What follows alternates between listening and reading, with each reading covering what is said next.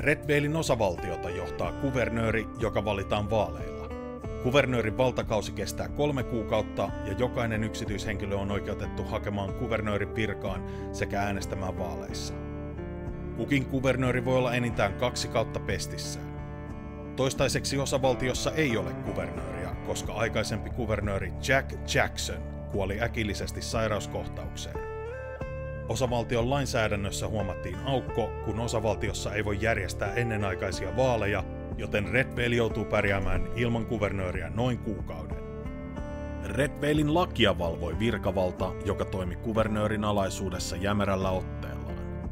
Poliisit valvoivat lakia yhtenäisenä yksikkönä, kärjessään poliisipäällikkö sekä apulaispäällikkö.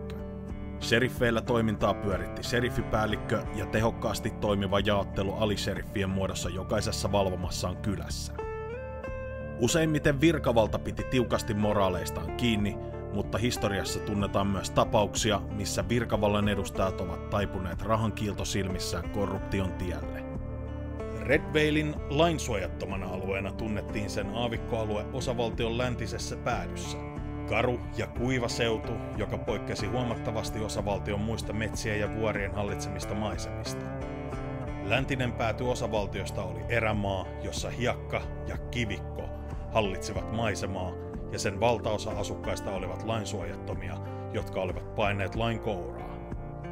Aavikon keskipisteenä toimi sympaattinen, monista vaikeuksista selviytynyt Armadillon kylä.